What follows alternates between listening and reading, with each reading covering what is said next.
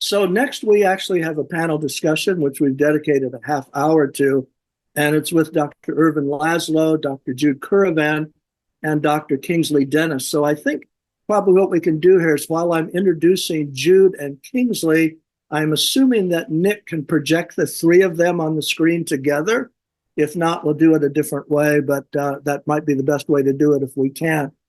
So Jude Currivan, PhD, is a cosmologist, futurist, planetary healer, award-winning author, most recently for The Story of Gaia 2022, and previously one of the most senior international businesswomen in the United Kingdom, and co-founder of Whole World View, aiming to serve an understanding, experiencing, and embodying of unitive awareness and conscious evolution.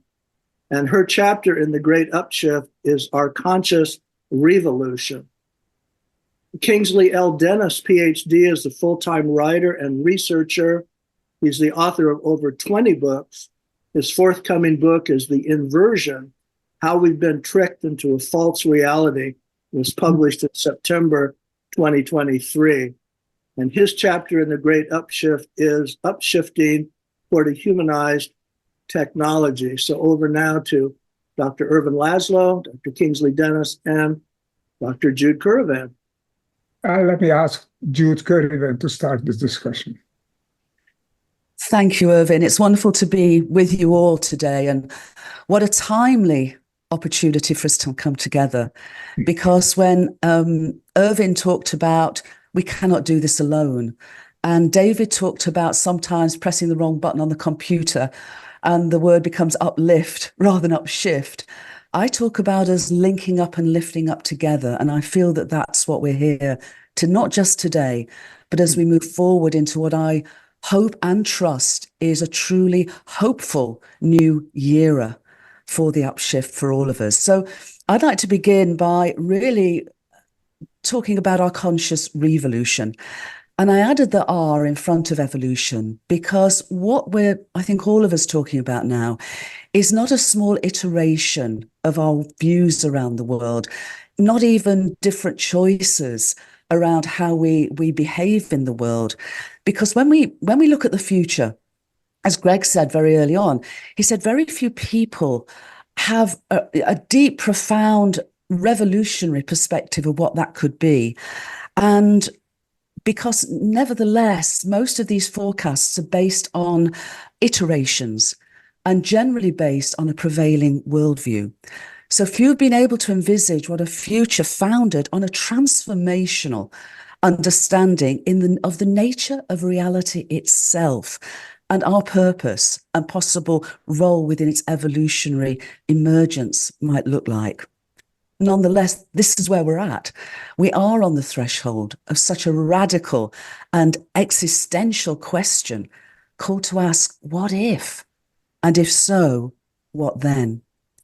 It's here and now that I believe, as a cosmologist, an evolutionary biologist and systems researcher, that we are at a potential revolutionary, revelatory moment of our collective perception, and on the verge of a revolutionary and transformational journey, a sacred mission, a divine mission, a cosmic mission, as we've already heard today.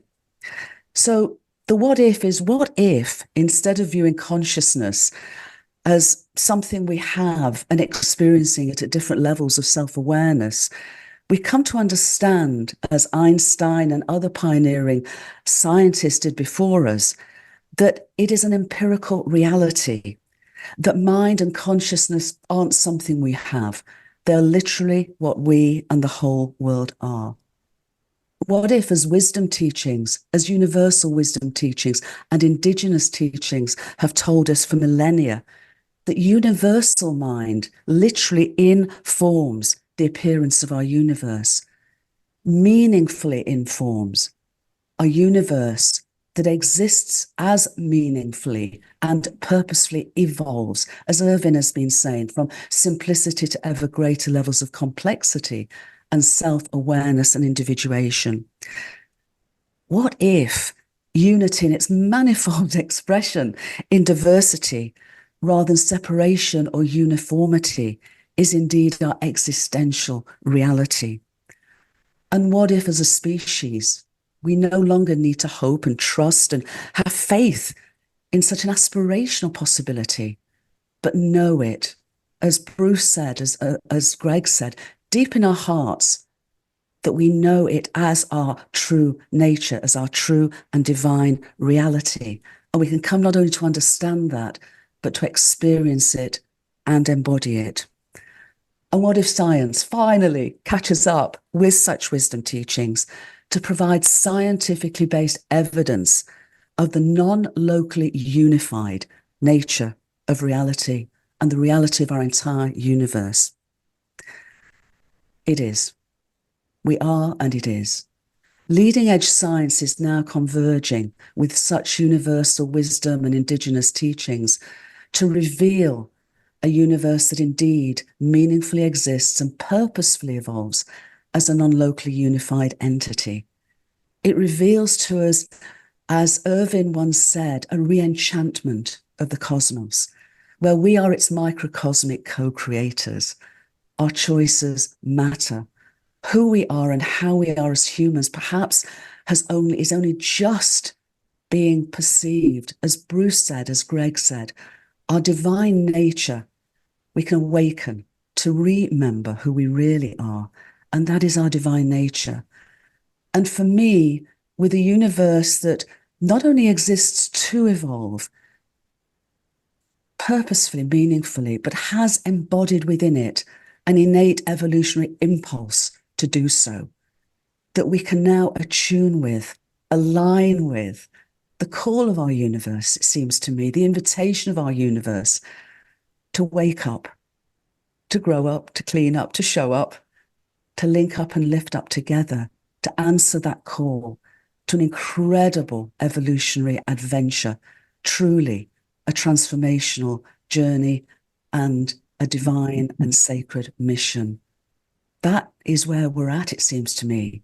And this is who we are and who we can consciously evolve to become. Yes, a revolution. And perhaps most important of all, a we-volution, that we do this together. Thank you, Jude. Never has a truer word been spoken. This is so beautifully encapsulated what the problem is, what the solution is, and what we can do about it. These words should be engraved in stone and listened to. Thank you also for your chapter in this book, which has likewise been a great pleasure, you stating these great truths. So wonderful. Let's remember that. This is us. This is the message. This is the divine message, that the sacred message that we can hear to communicate.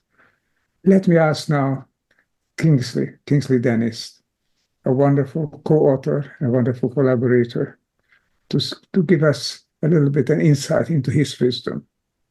Kingsley. Well, thank you, Ervin, and thank you, Jude, for your words of wisdom there. And I'd like to come back to your central point of human meaning. When Ervin Laszlo and David Lorimer asked me to contribute my thoughts on the subject of technology, I was both pleased and I thought quite awed, because technology is one of the most looming subjects of the day. And at the same time, I thought that I would be amiss if I didn't also look at the shadow side of technology. Because I think everybody here and everybody around the world is very much aware of this kind of growing mega machine, that we can call it, which is coming over the earth. And I like to, I'm always reminded of a poem, a book-length poem that was published in 1987 by the English poet Heathcote Williams, called Autogeddon, writing about the impact of the cars. And one particular section which always stood out for me was when he said, if a passing alien species were passing the earth and they decided to have a look in and look down what was happening, if they observed the earth for a little while, that they would perhaps come to the conclusion that the dominant life form, the dominant species on the earth, would be cars. And that the humans would be like a fuel cell, because we see the cars stationary. A human would get in and the car would move. As soon as the human got out, the car would stop. So the conclusion is the dominant life form is the cars because they're everywhere. Everybody needs them. But humans are just a fuel cell. So I thought, well, if we advance that to today and we see this whole ecosystem of technology, both visible with all the cables and the infrastructure, and also the non-visible side of it, if that passing species were doing another pass by, they may come to the conclusion again that technology in the ecosystem and the algorithms and the AI, the artificial intellect, would be the dominant species, and that humanity is not centric. And I think that's the main point, is that we've been given a vision that perhaps technology is the salvation, is the answer. And therefore, we give it a dominant role. But I talk about the humanized technology, which means that the future and any relationship with technology has to be human-centric. And that technology cannot be the dominant role. And again, if we look at the world around us, we perhaps have heard of the Israeli historian Yuval Noah Harari. And he has a very prominent platform. And he has said the major issue of the future is that there's going to be an underclass of irrelevant humans. And I can't think of anything more demeaning or dehumanizing than that statement. And he actually says, he wrote that in his work, he said, we may see a future of downgraded humans trying to work upgraded computers. Now, if that is ever an upside down view of the world, then that's encapsulated it. I mean, what's so inspiring about the Upshift project is that it puts the humans first. Anything else that's around it is there to facilitate human becoming. And of course, the center of the human becoming is our consciousness, the consciousness that we imbibe and that we project, what we receive and what we transmit, because technology is always going to be a reflection of the human condition. Now, if we have these computer companies working with algorithms and artificial intellect, putting them out there and saying, go across the internet, collect all the data you can get. That's how we're training the AI and the algorithms. We're training them because they're going out and they're looking at human behavior. What are we giving them? Now, if that's how we are feeding them, the old computer saying goes garbage in, garbage out. If we are giving them the worst of human nature, how are they going to start creating their artificial intellect? How are they going to start seeing, well, if we become more dominant, how are we going to mimic the human species at the moment? So you see, the upshift is not going to come from technology. It's going to come from the correct, moral, ethical, value-driven human future and human behavior. And then that gets emanated and projected into everything else around us, into our infrastructure and environment. So any artificial intellect is going to see the best of us and to learn from that. But it has to put the human first. And again, we outsource. We are so used to giving away our dependency by outsourcing ourselves. I feel now we've come to the threshold. We could call it the precipice, but it's a threshold of where we're going to go from here. And if we don't go into deep materialism and the transhumanist path, the threshold has to go to the human-centric path, which means that we need, before we can outsource, we need to insource. We need to actually realize the choices we make, how we use our tools. If we have the internet, if we have our mobile phones, so far we've been in the media and the entertainment shows the infantile ways of using our technology. Now it's time to grow up. Now it's time. We've been in the sand pit. We've played with the toys for a bit. Okay, that's done. Now we need to realize that any technologies we use, we have to put our values into them. We have to have awareness of how am I going to interact with this world around me, including technology. Because technology, yes, it can take away some of our jobs, and it is going to do in some areas. But of course, through that can come great human creativity, not to replace humans, but to allow us a space to do the things we've always wanted to do. And it can be an enabler and a facilitator. And that means we really need to think about what it is that makes us a human being and what is our purpose. And as we've talked about so far, we are not a singular island, we are a collectivity. And that purpose must be a shared collective well-being. So, for going forward from here, the upshift is a human-centric one. Humanize everything we come into contact with. But first, we have to insource the human values that we wish to transmit for everything around us, including our technology. So a few opening words. So I again appreciate that David Lorimer and Ervin Laszlo gave me the space to put those few words out. Thank you very much, Kingsley. Wonderful, wonderful. Now, okay, I have to just offer a few reflections, very short and few, because you have the great importance of the things that we are dealing with have been enunciated in this past half hour or so. It's wonderful. It's a balm for my heart, for my mind, to hear all these words that have been pronounced here. But let me say a few words which seem to me to encapsulate it, also in the sense of Jude, for example. If one would try to describe the nature of this universe, one would say that this is a finite universe. It was born at a given time, probably at the aftermath of the singularity known as the Big Bang. It may not exist forever, but other universes may follow. And they may coexist also with other universes. But this universe is not a passive piece of rock. It's like a big thought. This is, the astronomer Jones said that, James Jones said that already 100 years ago or more. The world, the cosmos, is more like a great thought than a great rock. Now, what is this great thought like? It's not passive. It's not anything goes. It's a great thought that says we change, we move, we become, we create ourselves as we create the world. The universe is creative, not just in the sense of putting genes and cells together, which is much more than just a passive organism, as Bruce Lipton was saying to us.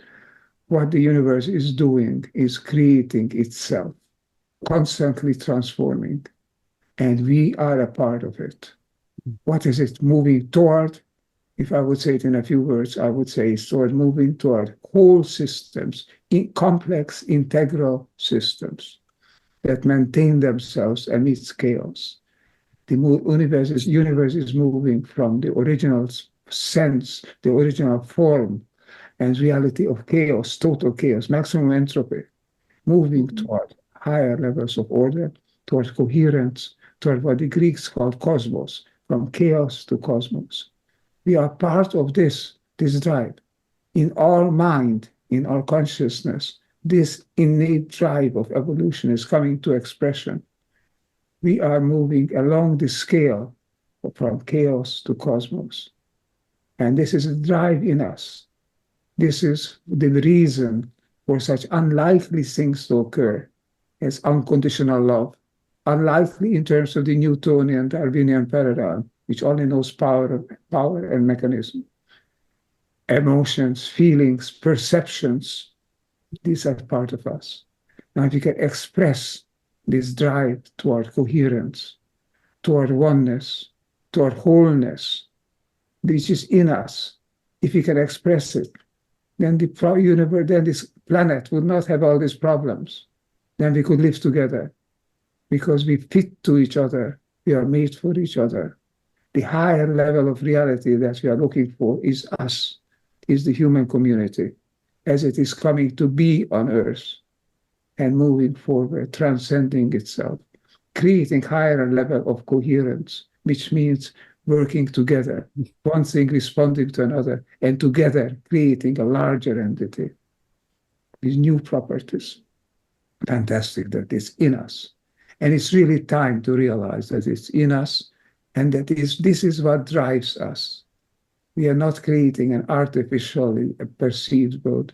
If we are creating something new, it's we are creating what's in us. The evolutionary drive is the same drive as prevents electrons from joining hydrogen nuclei in any odd way. They can only joining in the way in which the certain electron clouds are moving into the nuclear cloud. That's the Pauli exclusion principle. It's creating a system, creating complexity. They create their molecules and cells and systems of cells like life and ecologies of life, planetary systems and cosmic systems. This is in us. If you can realize it, then we will change the way we live, we act. We are not here only by chance. We are not here only to survive. We are here to be part of an evolutionary impetus to higher and higher levels of integrity, holism, love, cosmos. I won't take up any more of your time, but this is what is a thought that occurred to me. I was hearing what our wonderful eminent speakers talk for that. Kurt, please tell us, how do we proceed? Well, let's go to Jude, and then we'll go to Kingsley. We'll just repeat the process. So, Jude. Thank you, Kurt. Thank you, Ervin. And when you spoke so beautifully then, it sort of brought back to me the terminology we use, the languaging we use to, explain our worldview. We're a storytelling species, we're a narrative sharing species. And we've actually had a narrative of fragmentation, a narrative of a dead universe, a meaningless universe, an accidental universe. And it seems to me from all we're sharing now that we're on the threshold of a new narrative, which is ancient in its sense of universal wisdom teachings and indigenous teachings, but it's new in the sense that it can now be also founded on scientific evidence. And so such a new and unitive narrative, because what we're talking about is a unitive perspective of the nature of reality, I feel can underpin and ground us in the transformational choices and changes we need to undertake the great upshift, from a dead economy to a living economy, from an education system based on such a disenchanted universe to an education system based on this unitive perspective. So I'm incredibly hopeful at this moment that, we also have a narrative that can underpin and frame us in what our choices are and what our decisions and behaviors are. But I just wanted to go back, if I might, for a moment, to the beginning of our universe, because I suspect that pretty much everyone on this call may have heard of the Big Bang as the purported beginning to our universe around 13.8 billion years ago. And as a cosmologist, I'm not going to argue with that as a finite beginning, a tiny, minute beginning. We know it wasn't big, it was minute. But it's the word bang that I want to take issue with. Because whenever I hear that word, it implies chaos, it implies an explosion. And that is not the way our universe began. It began in the most incredibly fine-tuned way that enabled us, as we're sharing, and as Ervin, your life has served this perspective and understanding as a great way shower for us, of meaning, of intrinsic meaning and evolutionary purpose. It began as the first moment, I would therefore suggest, as an ongoing big breath. And as space has expanded ever since, as time's moved forward ever since, more and more understanding, information, evolutionary impetus, complexity has been able to be expressed and manifested within its story, within its evolutionary story.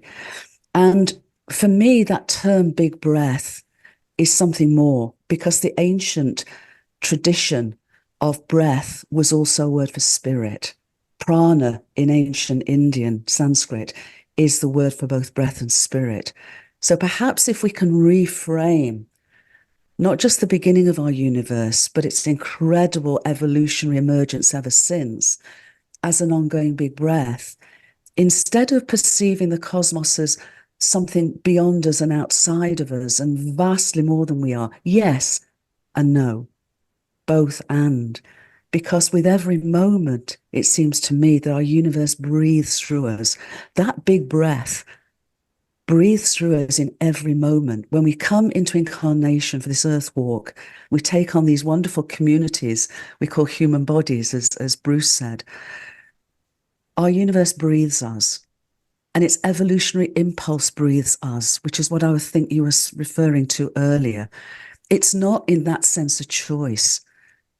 We can close our ears and close our eyes and close our hearts to its call, but the call is there. And I know that Connie's and Andrew are on the call today. They talk as I do, of not just a living universe, but a loving universe. Because as you say, as we're saying, our universe exists and evolves as a non-locally unified whole, where every aspect of it, from the tiniest to the wholeness of it, is fundamentally interdependent, interrelational. We are interbeing with the whole world.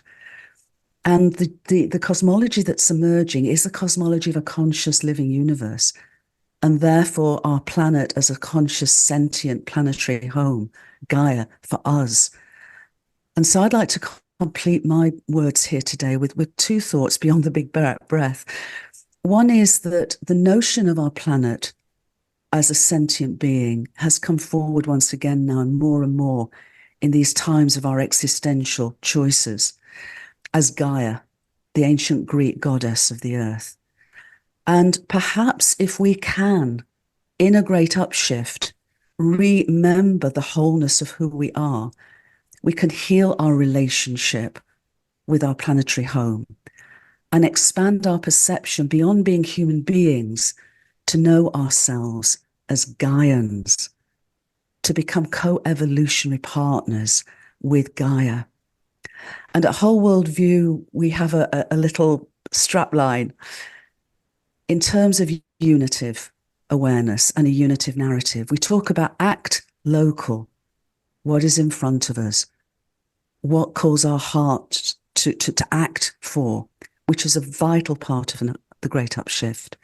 Feel global as Gaians, and think cosmic, because we are divine beings of a divine and sacred cosmos. We are its microcosmic co-creators.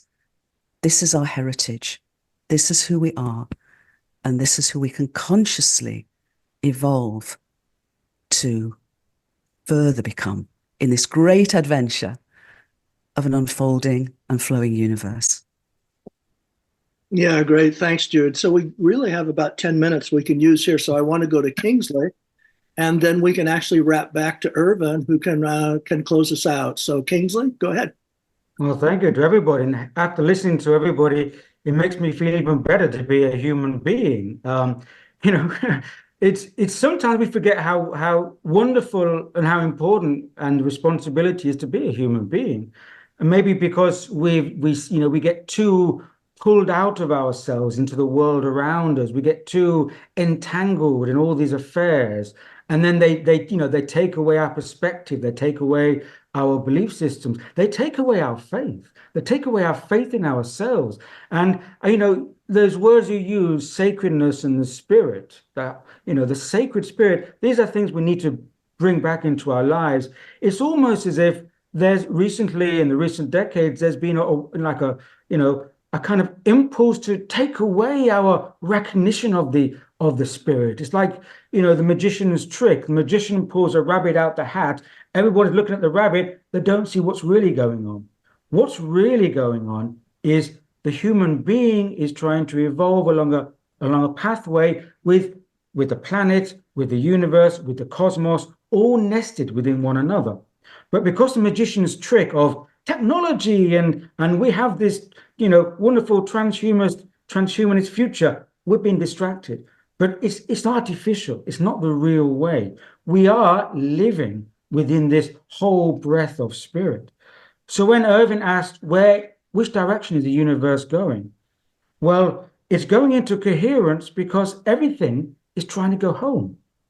We've come out into a reality of polarity and separation, because then, like all children, we learn to find our way home towards the unity, towards the source, towards the sacred. And we have to learn a lot of uncomfortable truths along the way. But you see, those uncomfortable truths are also the catalysts that give us the intensity to make choices. Maybe not always the right choices at first, but again, humans have the great capacity to learn from their choices.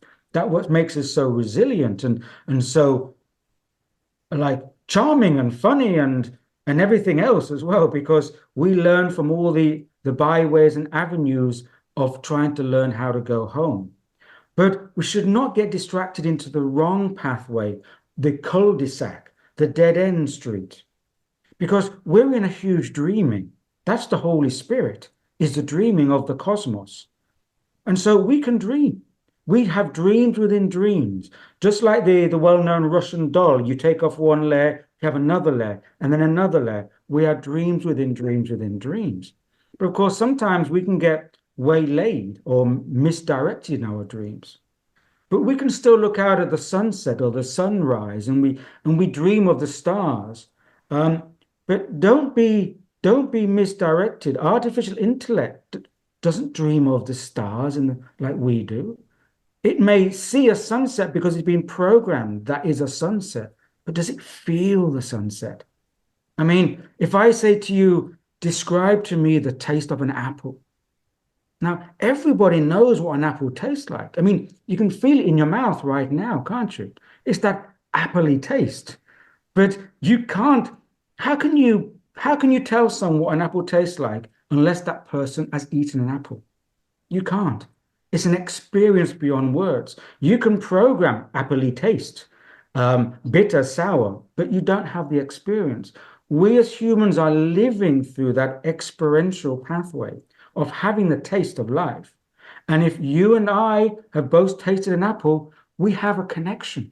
We have the references. And that's what makes us a human family, is that we're sharing the same references. Now, technology can do wonderful things to help us, but it doesn't share the same references of the human spirit family. And we should take that into account. So we do have a purpose and meaning, because we're like a bridge, the cosmos breathing to us. We are embodying a material vessel, and we breathe out our visions, our dreams, our aspirations into the material world, and we try to create something as well, something that will help us to go home. But we must not be distracted or misdirected to the dead-end path that is not truly human, sometimes anti-human in ways. We must realize that, we have those references where we can put out the blueprints of what we are inside. Technology is a blueprint of our internal connectedness, our internal thirst to speak to one another, our internal thirst and longing to know, to learn, to be. But it's only a resource to help us to gain that experience for ourselves. And that is the truly pathway of where the universe is going. We're all going like in the nested realities, the reality of the cosmos, the universe, the solar system, the planet, humanity, one big family. And we may make mistakes, but I'm positive, and I think everybody on this call is positive, because we're sharing a similar vibratory kind of resonance. We know that it's a human future, and whatever the pushback from the shadow side of human nature and the shadow side of human technology, it's something that will be a catalyst to help us go home faster and to learn from that. Yeah, Kingsley and Jude, that's so much just the message of the great upshift. So back to Ervin. That was so delightful. So Ervin, you can wrap us up. We have just a few minutes for that, so go ahead. You have something to eat. The upshift is not something we can wrap up. It's something we must live, continue to live. What strikes me about the conversation today, that we cannot answer the question, do we talk science or do we talk spirituality? Because the or doesn't exist. We talk science and spirituality because the two come together. If I was to be asked or to answer the question, what is the fundamental nature of this universe? Most scientists would say physical. Spiritual people would say psychological or psychic. I would say psychophysical, because the universe has a physical aspect and the universe has a consciousness aspect. The universe is a great consciousness, is also a great physical system. What you look for, what you ask for, is what you get in terms of the orientation, in terms of the emphasis. But the truth, as far as we can tell, is both. This is a psychophysical universe. Consciousness is as fundamental as matter, probably more fundamental than raw matter. But already Newton realized that's not the answer, but more than the material aspect, the physical aspect. That is important as well. But not to forget that this universe is a psychophysical universe, is where consciousness is present. It is consciousness, as Jude was also saying, in a larger perspective, it is consciousness. It is physical and conscious and psychical. So we are not talking a science or spirituality. We are talking psychological science or spiritual or spiritual science or physical physical psychology. Whatever you call it. We don't have the good expression yet for that. But integral science, an integral view, it incorporates both. This universe, as we have been saying, is not passive, it's not inert, it's dynamic, it's moving. Jude was talking about the living universe. Yes, I accept. Not in the strictly biological sense, but in a larger sense, in which things are not inert. They are not just what they are what they become. Everything is becoming. Heraclitus said that a few thousand years ago. Everything is evolving, everything is becoming. From the very first moment of this big breath, as Jude was saying, the universe has been started to evolve, is continuing to evolve today. And we are part of it. Are we a victim of it? Or are we at least locally a positive, controlling, guiding element in it? Because we have so many missteps we could take. We could become extinct. We could make other species extinct. We are making them already. The great sixth mass extinction is already underway. But we could also evolve to a higher level if we knew what the universe is really going toward. It is moving, it is dynamic, and it is moving toward wholeness. It is, the expression that I use is holotropic, wholeness-oriented. Tropism is an orientation, is an attraction. This is a holotropic universe, and we are holotropic beings. When we love unconditionally, we are not just being, simple-minded, spiritual dreamers. We are expressing the deepest movement of the universe, the big breath, deepest movement, deepest aspect, element, is to connect, to become one. To be part of that is to feel the love.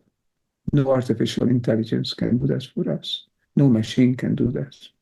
We are part of that tremendous upshift movement, which is our sacred mission to communicate, to let people know, because we need to change, and the direction of the change is given by this sense of oneness, of wholeness, of joining, becoming one, becoming more than we were.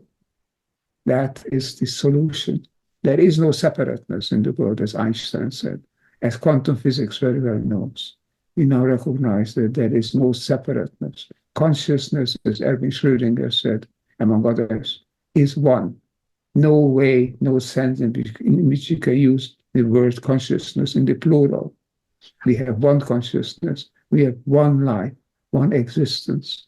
We are part of a one universe, a whole universe. Complex, yes. Integral, yes. And therefore also one. It's a living, complex, integral universe. We have been saying this afternoon. Bruce before us was saying it. Greg was saying it. We have spent the whole several hours now on this topic. But nothing could be more important than realizing this. Because if we absorb it, if we become the seeker for oneness, then we won't fight. We won't kill each other. We won't overexploit nature. We will respect each other and respect the planet. That is the way we've got to change, not arbitrarily, but naturally, becoming what the universe is and what it intends, as it were, to us to become. Thank you for the opportunity to have all this talk, and thank you for all our wonderful guests at this panel as well as in the previous talks. I think we spent an absolutely mind-blowing morning or afternoon, depending on where you live on the planet. And I hope that we'll continue this, but you should continue thinking about this topic, these ideas, because that's the way up. If you're going to upshift, that's the way to go. Thank you, Kurt, for sharing this, and I hand it back to you now to go on with our meeting. Yeah, Ervin, thank you so much. This was absolutely delightful.